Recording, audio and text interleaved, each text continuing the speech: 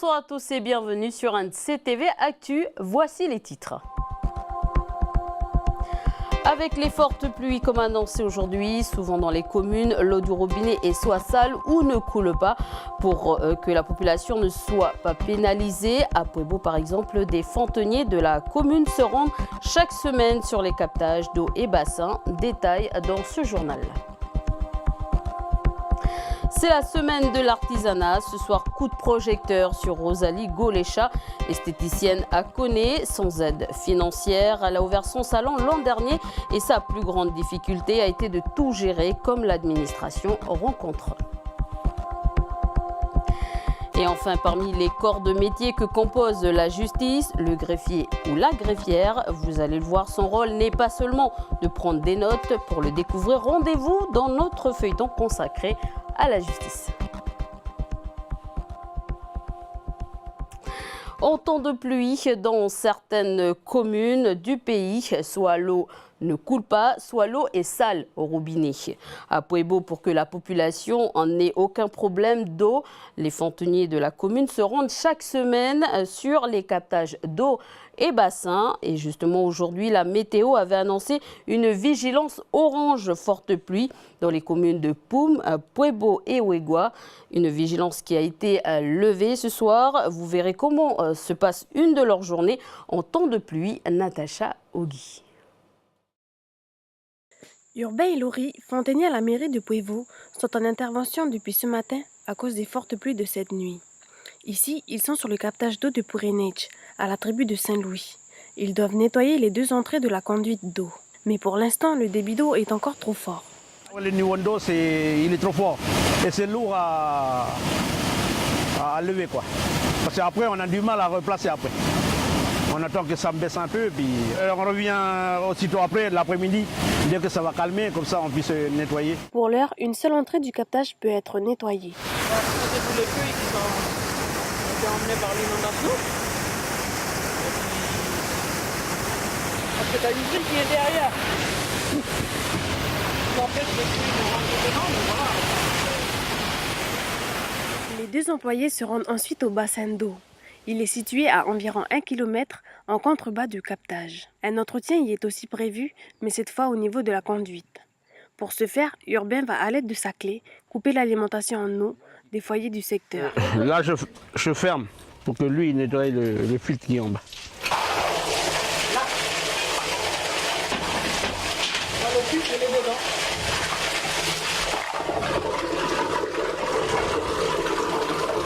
C'est ça qui empêche les saletés, là.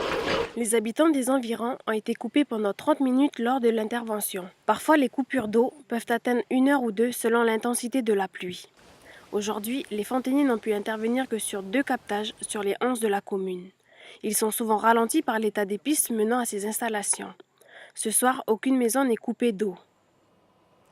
Ce sont 9 objets Cana qui doivent être vendus aux enchères dans moins d'1 mois.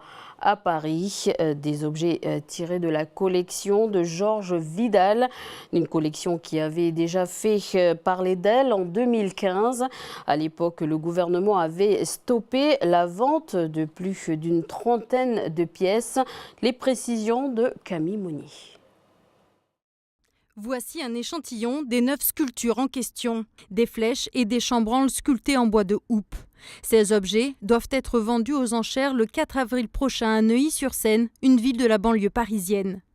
C'est la maison Agut qui va s'occuper d'organiser les enchères. Cette maison a plus de 20 ans d'existence et est la 4e société de vente d'œuvres d'art en France. Dans un nouveau catalogue du commissaire-priseur, on retrouve 9 pièces Canaques issues de la collection Georges Vidal, un collectionneur français friand d'objets provenant du Vanuatu, de la Papouasie-Nouvelle-Guinée et de Nouvelle-Calédonie. Cette collection avait déjà fait parler d'elle. En 2015, 33 objets de cette collection sont mis aux enchères. À l'époque, les Nouvelles-Calédoniennes révèlent l'affaire. Un soupçon de vol plane sur la vente. Les médias nationaux se font alors l'écho de cette histoire, notamment RTL. Le 15 juin 2015, la maison Agut annule la vente à la suite d'un courrier du président du gouvernement, Philippe Germain. Dewe Gorodé, en charge de la culture au sein de l'exécutif, déclare « Heureusement qu'on a pu arrêter cette vente d'objets qui sont sortis illégalement du pays il y a 40 ans et qui entrent dans ce qu'on appelle le pillage du patrimoine kanak dispersé ». Des 33 pièces, une partie de la collection aurait été achetée par la Nouvelle-Calédonie, une autre aurait été cédée au pays et une troisième partie laissée aux collectionneurs. Aujourd'hui, les 9 pièces qui réapparaissent feraient partie de ces objets laissés aux collectionneurs. Les enchères sont prévues dans 4 semaines et les prix sont fixés jusqu'à 24 millions de francs. Passons à notre page justice. Quel est le rôle du greffier? Eh bien, au sein du tribunal, les greffiers ou greffières, auparavant considérés comme de simples secrétaires, occupent en réalité un rôle majeur dans la justice. Assistant au quotidien les magistrats, ils doivent prévenir les différentes parties des dates d'audience et de clôture, prendre note des déclarations, préparer les dossiers pour les magistrats, mais pas seulement. C'est la suite de notre feuilleton de la semaine consacrée à la justice. Un reportage d'Océane Zobler. Et le greffier, il arrive, mais normalement, il a toutes ses notes d'audience. Donc il s'installe, et puis il écoute et il écrit toutes les déclarations. Le greffier, très sollicité, doit être le plus discret possible. Des fois, vous pouvez vous absenter, je dirais, juste un peu pour régler ou vous cherchez un document. En dehors de la salle d'audience, d'autres greffiers et greffières s'activent. Chacun a un rôle bien défini, mais le greffier doit rester polyvalent. Eh bien là, je suis en train de préparer les notifications pour de la dernière audience que j'ai prise. Donc envoyer en recommandé aux personnes qui étaient présentes ou absentes pour qu'ils prennent connaissance de la décision qui a été rendue par le magistrat. C'est ça le travail de greffier. On ne fait pas de la rédaction, on fait de la mise en forme, du jugement. De l'autre côté, Nathalie s'occupe des dossiers des mineurs. Actuellement, elle rassemble tous les documents nécessaires pour la prochaine audience. C'est un domaine très intéressant, que ce soit au niveau de l'assistance éducative, donc les enfants en danger, ou les mineurs délinquants aussi. Les procédures sont variées, voilà, c'est ce qui fait l'intérêt du métier.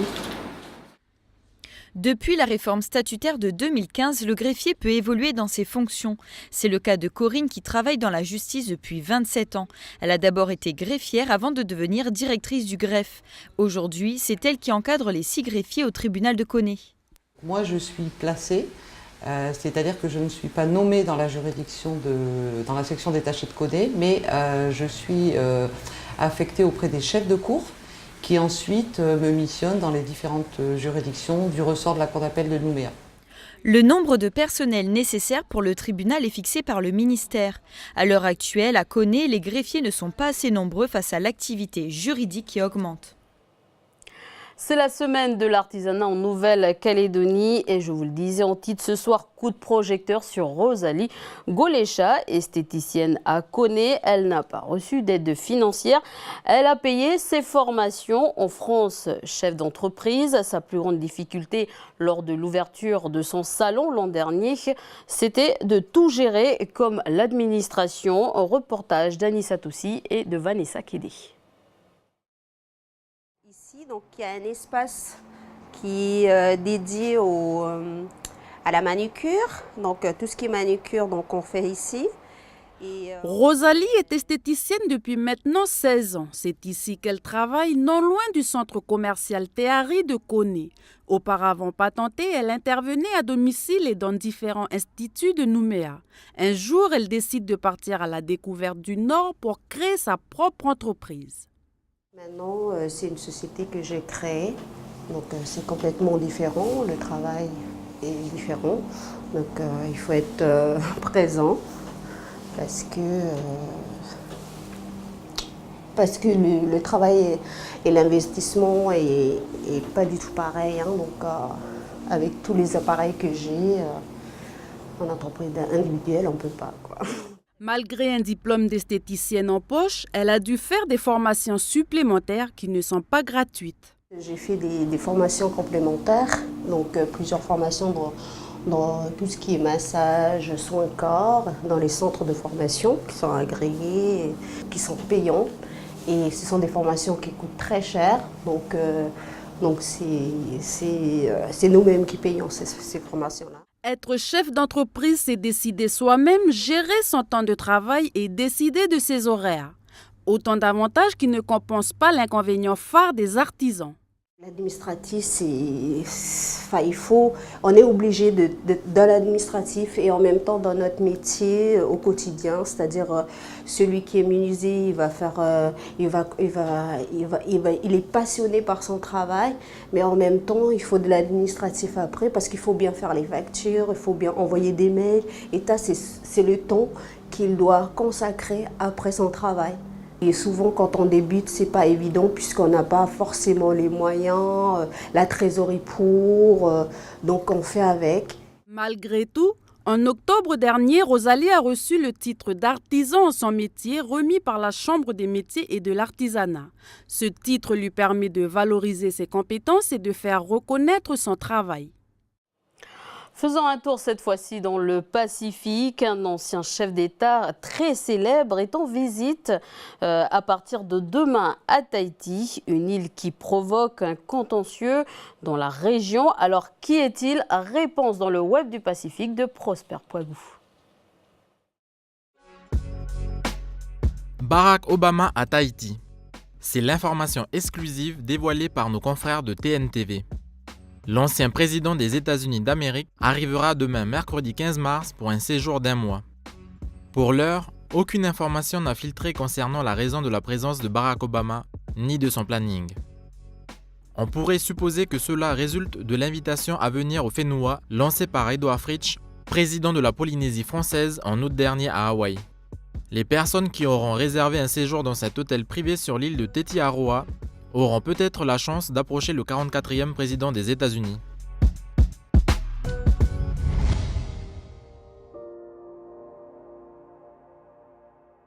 Ces images sont tellement rares qu'elles peuvent être considérées comme exclusives. Luc Mauduit a filmé du ciel l'île Mathieu, une petite île inhabitée du Pacifique Sud. La vidéo a été publiée sur son compte Facebook et enregistre 29 000 vues et 330 partages. On peut constater parmi les commentaires laissés sous la vidéo que l'île reste méconnue des internautes.